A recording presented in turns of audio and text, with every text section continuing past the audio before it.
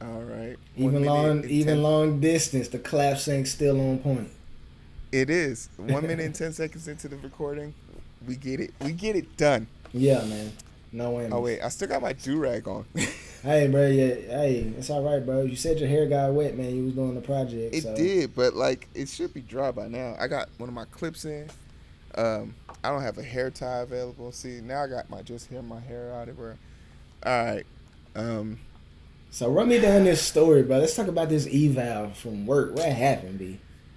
man, you know, so we're in the middle of a pandemic, right? Yeah. And you would think like, okay, my job requires me to work with the dearly departed, Yeah. and it's fairly simple. It's just you and a few other people. You go in, you get what you need, and you leave. That's it. And prior to COVID, I always dread working daytime jobs because I have to go in and deal with bureaucracy. I have to go in and deal with personalities. But COVID low key has been the best thing that's ever happened to my career because I don't have to deal with anybody.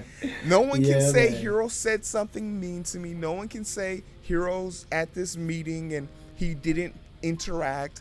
He didn't pretend to like me. I don't have to deal with that. I don't.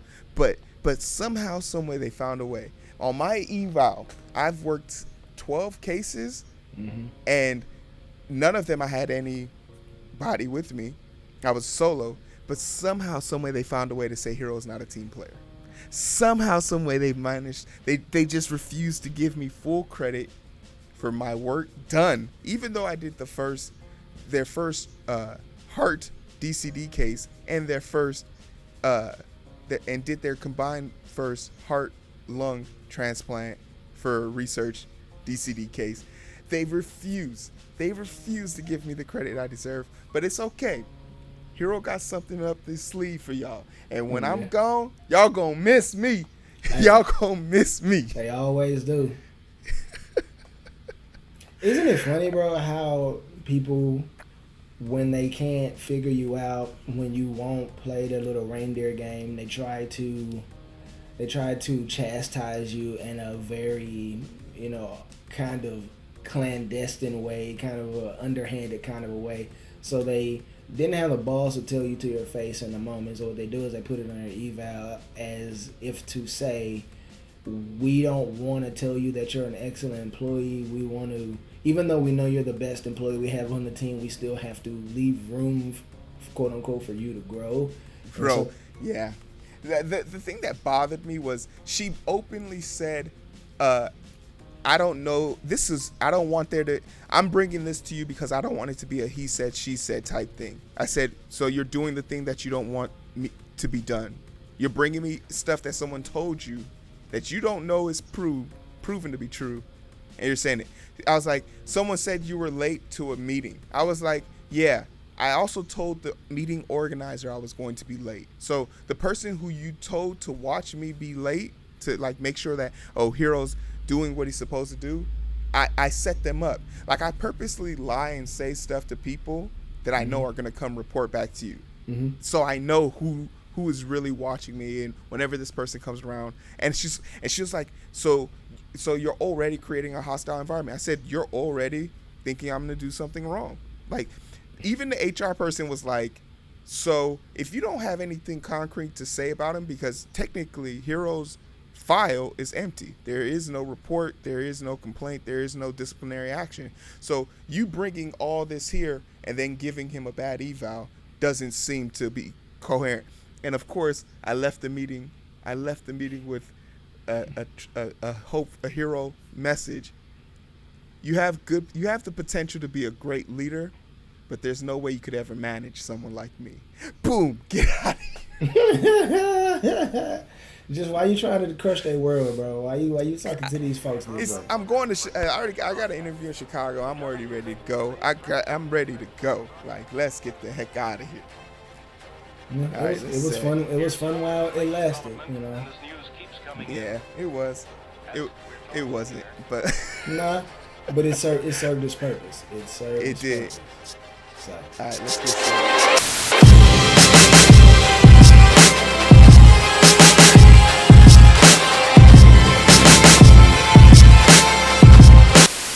Welcome to another episode of The Identity Booth. Here we are, back in the booth. It is a lovely day to identify with you guys as you try to identify with us. And we're on a mission. We got 180 subscribers now, baby. We 20 away from 200. Let's get there. 200 subscribers. Share. 200 subscribers. Hit that share button, baby. 200 subscribers. We have our co-host back in the building with us. He's in the booth. Man. The boy Wonder. E-Dub, how you doing, man? Listen, man, I'm okay, man. I'm sad to be back in the United States. I was in Mexico for a week, and it was lovely. Yeah, I mean, y'all probably can see your boy. Yes, we do. You see them spots? You see these spots? Black folks do get sunburned. Use your SPF, ladies and gentlemen.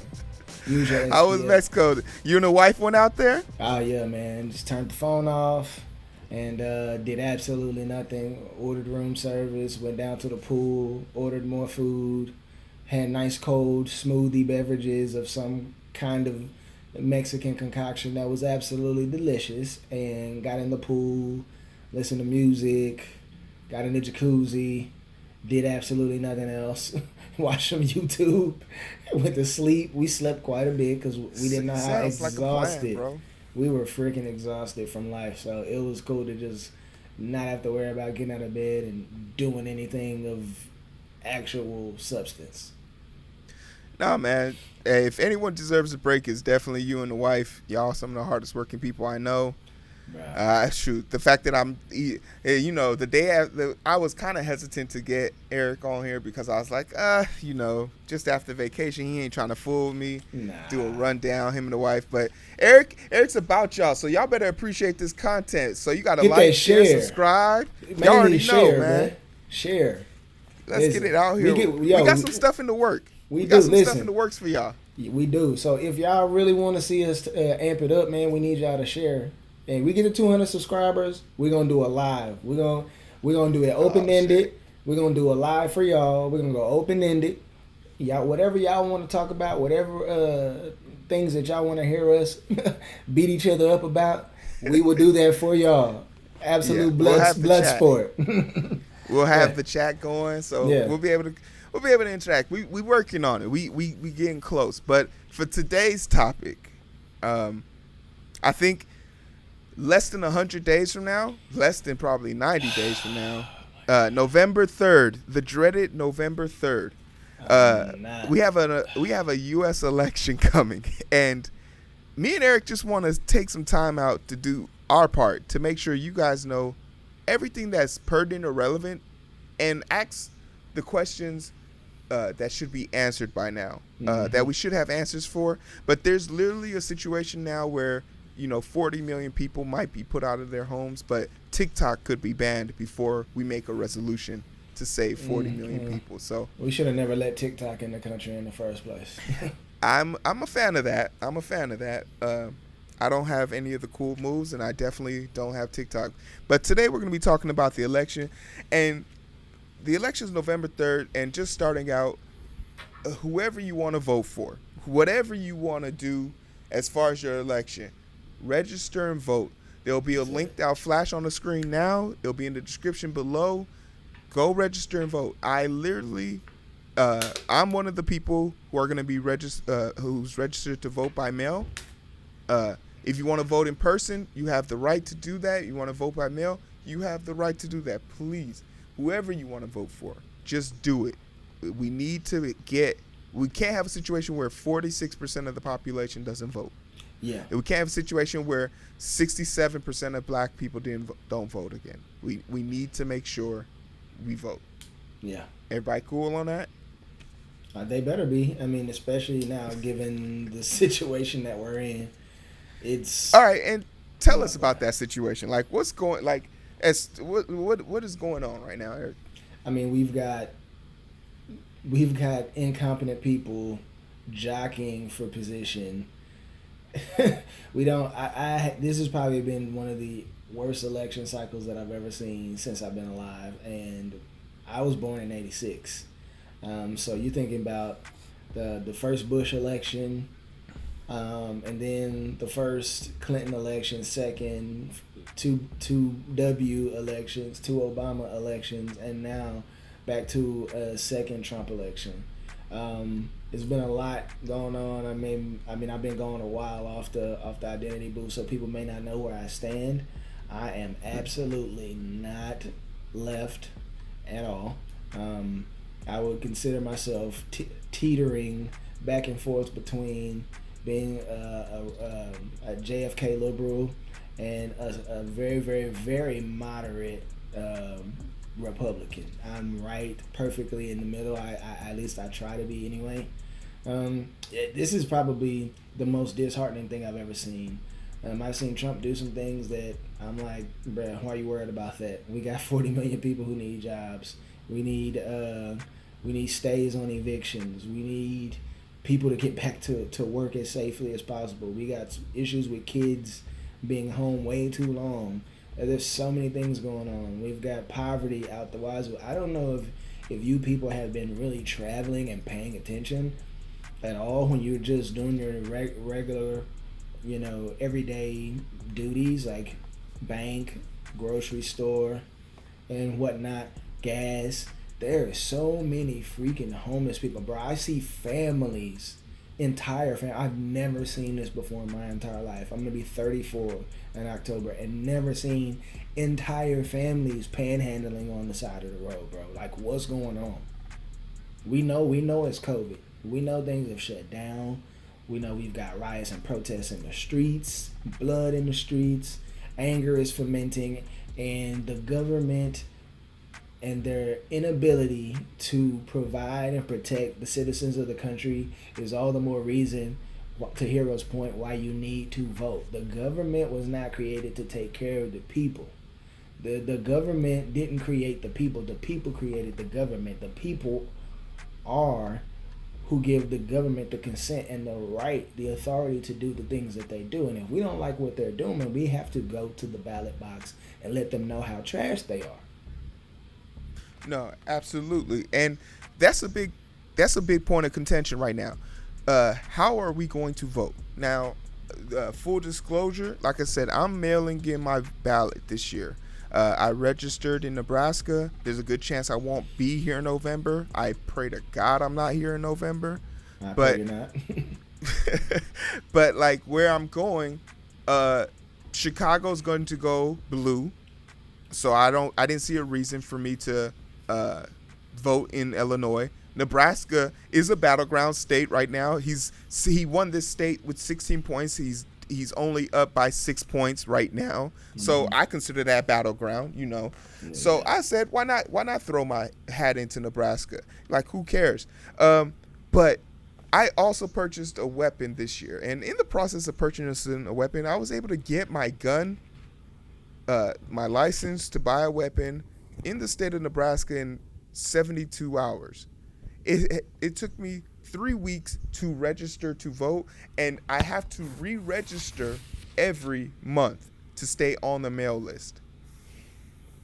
So the restrictions that have been put in place, I often compare this to a poll tax. I often compare this to suppression of voter votes, because I honestly believe if every American votes this year, Trump loses by 50 points, like a landslide. No, I'm going to disagree with you there. Okay. I've been doing a little research. I'm not going to plug the channel that I got the research from, because that channel's big enough. But this person is a diehard liberal. That's part of the name of the channel. And what's upsetting is some of these polls say that there is a silent majority of independents that are more in line with what Trump is doing to run this country than what Biden is purporting that he will do. And that, for a lot of you people who I'm pretty sure aren't Trump supporters and don't want to see him win a second term, you should be very, very, very nervous about it. So 64% of those who consider themselves moderates or independents are in line with what Trump wants. And it's not because they want to vote for him. It's because they said that the Democratic Party has moved too far to the left for them. They have been left behind by the left, and that is aggravating to them. You're going to start seeing record numbers of moderate Democrats who have been left behind switch parties and go to the GOP. We've already seen it with senators and Congress people. We've already seen it start to happen. So you guys need to be very, very, very sure that the left is there for you. And if not, then you better just vote for the state and the local and cross your fingers and hope we don't get a bigger crapshoot than we already have. I mean, but if we're talking about crapshoots, when was the last time you saw America look this bad? GDP was down 32%, record high unemployment, a pandemic in person. If anyone is fear mongering the worst type of America, we're living in it, right? No, Nixon. Let's go back to that. Let's go back to Gerald Ford. I mean, these things, we got to study our history. This stuff isn't really that old. I mean, Nixon was 71. Gerald Ford was the late 70s, early 80s. Like this is Nixon and Gerald Ford are the reason why we had 2 Ronald Reagan terms. I mean, listen, his first term he won in a record number. Like the people were so pissed off at the left. Go back and see how much Reagan won in his first term. Yeah, everybody that's watching this, and you go see if what I'm saying is true. I'm telling you, this is how it is. The Congress is completely run by the Democrats. Nancy Pelosi is the Speaker of the House. What she's allowed to happen, the things that Obama had on the books, why didn't the Democrats stop all these things so that Trump could not have a free run up the side? If they really cared about the American people, Congress could have shut a lot of this stuff down. They could have. I mean, in all fairness, we just gained control of the House in 2019. So the Senate and the House was being both ran by Trump's administration and the Republicans for 2 years into his term. So he had full range.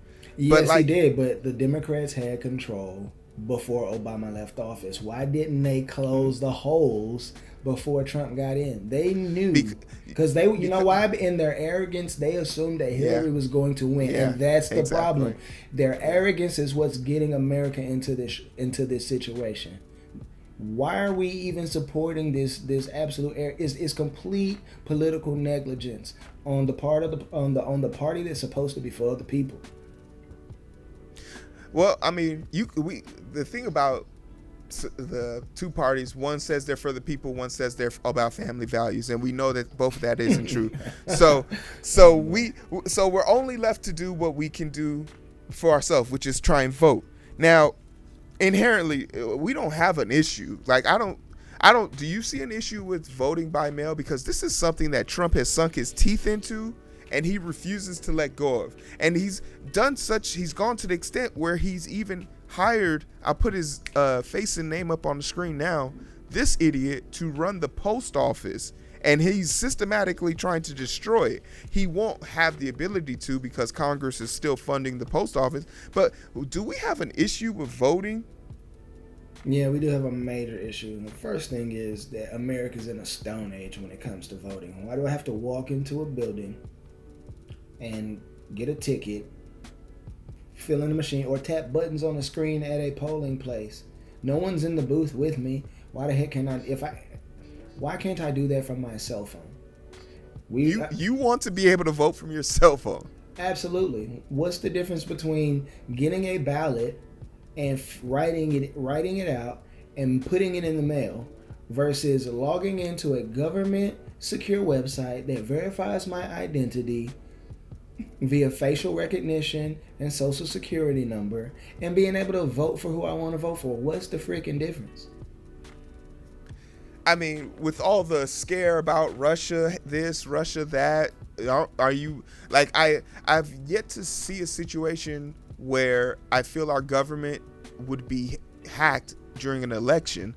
But you do make a strong point. If I could get on the computer and give my biometric identifications to log in to get access to my medical records, I think my medical records should be more secure than my ability to vote. That's 100%. 100%, bro. I don't think I could have said it any better than that. And to further your point, if we were going to get hacked, all the votes that you do in the polling place are hooked up through some Ethernet with 256-bit encryption anyway, and is being sent to a place. We have no idea if even our own government isn't manipulating the vote, so why the heck are we worried about Russia or China hacking our system and manipulating the vote for their benefit? What's the difference?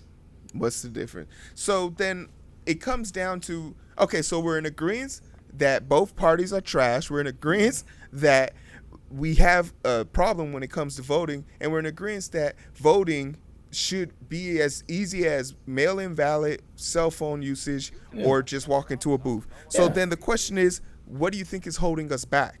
The government. They're always the problem.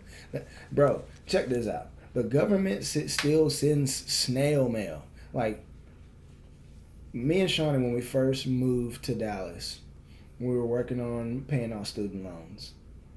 And the way that the government does it, we basically, the government sold our student loan debt to some third party, and they emailed and called us directly.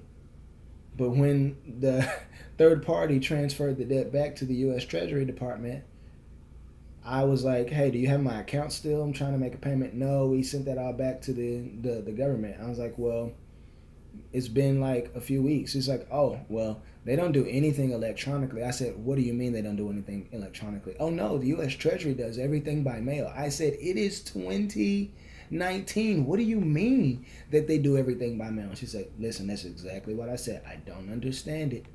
I said, so we can spend billions upon billions of dollars to line corporate pockets and bail them out and to fund military spending, but we can't even build a simple infrastructure, a government website, vote.gov, and go in there and put in your credentials, your social, if you have a state issued ID, passport information, put that in there, do a biometric scan on your phone, facial recognition, and go in and be able to cast your vote for the president and vice president of the United States, the governor, senators, congresspeople, state and local representatives. This is foolishness, bro. It's just the incompetence of the government. They're like a leech. Have you ever seen a leech? A leech has two mouths, and it eats on both ends. That's exactly what the government is. Ironically, we have the Republican and the Democratic Party both eating both ends and getting fat, bro. Where the poop goes in and goes out, the world will never know. So we now have an idea of we have this idea of infrastructure. Shameless plug, go check out the last video I did with Denisha Burrow. She's a teacher from Arkansas, and she explained to me at the beginning of this pandemic her name's Denisha. Denisha Burrow. Denisha Burrow, okay. And they had a situation where they were trying to get their students their work because they went home for spring break and just never came back. And I was like, okay, dang, that's crazy. So how did you get 9 and 10-year-olds on the computer to take homework serious? She was like, oh no, we had to mail them their packets. I was like, excuse me, like, why did you have to mail them their packets? And she was like, because the infrastructure, there are places in their neighborhood where Wi-Fi isn't available. And I was like, it's 2020, bro. It's 2020. Like, literally, me and you are doing a podcast right now, and it's going to be uploaded to YouTube. This, as people are literally seeing this, we did this in the modern day. So it makes me want to say, in order for us to be able to vote for free, do you think there's I feel like we need to, almost like the internet should be free. What did you call it? What did you tell me we should call it? What was it? Wi-Fi something. Wi-Fi for all. Wi-Fi for all. Hey, we need to copyright that shit. I can't let them have that. Yeah, you can't, bro. We need to do it. Let's Wi-Fi for all. I mean, what do you think? Like, I mean, it's a shame, dude. Like, honestly, I hate to bring these countries up, bro, but they're just in some ways they're more advanced than us, and it's shame on us because we're the ones that invented the goddamn technology. So here's the deal. I'm just saying. The left has some bright spots, man. Yeah, I mean, that's as far left as you can go. I mean, communism. No, I'm not talking about it. But you look at the infrastructure. So here, all the wires, all the cables, We never uprooted that stuff. When we started figuring out we could do internet wirelessly, 2G, 3G, 4G, we still had an old, antiquated system in that people refused to dig up and crucify and just allow to burn. And so now we have been behind the eight ball with setting up a new infrastructure. Look how long it's taken us to get 5G going. China's had 5G for years already, running. Legit. They have the entire country connected. There's 2 cameras per every one person there. I'm not with that. I mean, there's absolutely no privacy. However, these people do everything on their phone. They have their currency on their phone. They make all transactions with QR codes. That's how they make all their transactions. You want to purchase something? Here's the QR code for the store. The dollar amount is typed in, and boom, you transfer the money. Once payment is received, they let you take receipt of the goods that you purchase. So, okay, and without punching a dead rabbit, we agree that we should have free Wi-Fi. Absolutely. And with this, immediately the thing that comes to mind, and this is why I think me and you are switching sides, because you're in agreement to this, but I'm sort of kind of hesitant towards it, because who the hell is going to pay for this? Well, the government sucks so much off the teat of the American people. I think we should put the government in charge of ensuring that everybody gets Wi-Fi. But here's what we need to do. We need to drastically cut the military spending. Because who the heck are we really at war with? Who are we? We're not at war with anybody. Why are we giving war dollars? This doesn't make sense. We need to be building up America. Now, Eric, we're gonna get a lot of comments about attacking the military, and that is totally unacceptable. And my last name is kind of Sandy, so come on, I don't want to be on a terrorist watch list. Why don't we just charge these Jeff Bezos made $13 million during a pandemic. I mean, $13 billion during a pandemic. Why can't we charge him? Because if you charge him, he's going to get his money back. People like that do not take getting bent over the barrel lightly. And the people who are going to end up footing the bill is us anyway. So I might as well just pay a tax for it. We're going to get taxed either way. Do you want Jeff Bezos to tax you, or do you want the government to tax you? Because I don't know. I feel like Jeff Bezos and Zuckerberg and the rest of these fools, their taxes are going to hurt a lot worse and be a lot more rapacious than the government. And that's our word of the day, rapacious. Mark it. I guess, all jokes aside and all kidding aside, it's important that we're able to, without a shadow of doubt, be able to progress our voting abilities. There's no reason why we should be still doing this. I don't know if there's any countries that are voting by via the internet. Right. But I feel like if we want to be great again, we need to start innovating again. Snap. Hold on. You can't be dropping those bombs, heroes. You black. You can't be saying that now. We are a controversial bunch, aren't we? Yeah. But I really want to stress, as we come to a close for this, the importance of voting, period.